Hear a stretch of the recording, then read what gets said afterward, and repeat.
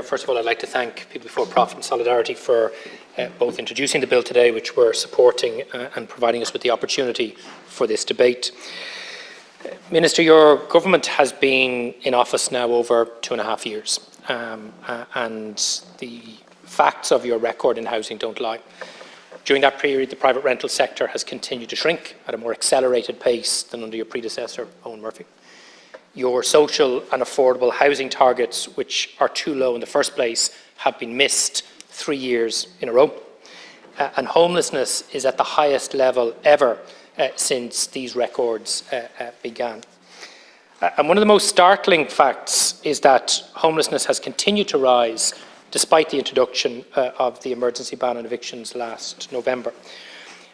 And one of the reasons why, of course, is because it doesn't have the same strength as its predecessor introduced by Eoin Murphy during COVID. In fact, in the first 3 to 4 months of Eoin Murphy's eviction ban, the number of men, women and children in emergency accommodation fell by almost 60%. So when you're comparing so poorly with Eoin Murphy, one of the worst housing ministers in the history of the state, that really is a record being broken that is nothing to be proud of. And when members of the opposition come into this House and make very genuine and very reasonable propositions, both about extending the ban and taking additional emergency measures, I have to say your responses don't stand up. And I just want to go through responses to some of the comments you made last night and again here today.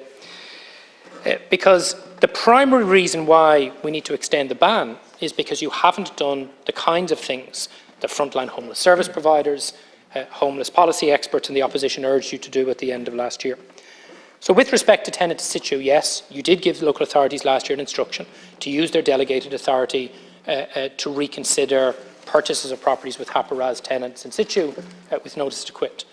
But what you did not do is instruct the local authorities to suspend the scheme of allocations and have a presumption to buy subject to price and condition of property. And as a consequence of that, the response of the local authorities has been confused, has been piecemeal and has been inconsistent. I wrote to you not long after you gave them delegated authority. I set out very clearly what I thought was a more effective way of getting the local authorities to accelerate the purchase, and you ignored that. And as a consequence, what is a very good scheme hasn't been utilised to the extent it could and should have been, and I'm urging you to reconsider the propositions I made to you last year. Since last year, we've also been asking you to extend the tenant in situ scheme to affordable cost rental. And in your response yesterday, you seemed to suggest that somehow we were proposing that you gave a carte blanche to local authorities to buy €500,000 homes. Nothing of the kind. We want you to apply exactly the same criteria as apply for the cost rental equity loan, which is the scheme for approved housing bodies to purchase such properties. And within the rules of that scheme, allow local authorities and approved housing bodies to explore and, where appropriate, purchase properties such as Tatney House, for example, and elsewhere. And that could be done en bloc, or it could even be done on a case-by-case basis.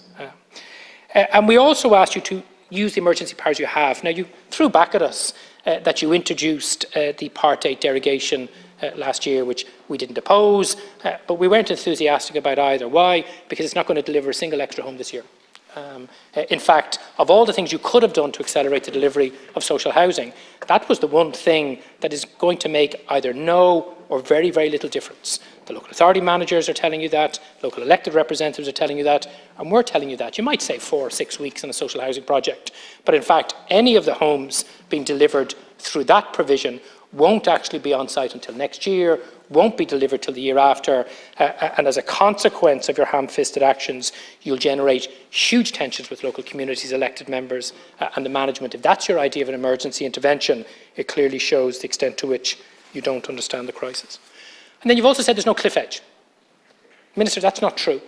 It is the case that you have a staggered extension of the notices to quit, but a very, very large number of notices will fall due on the 1st of April, either people who were able to benefit from the ban on evictions over the winter or people who get no benefit from it whatsoever.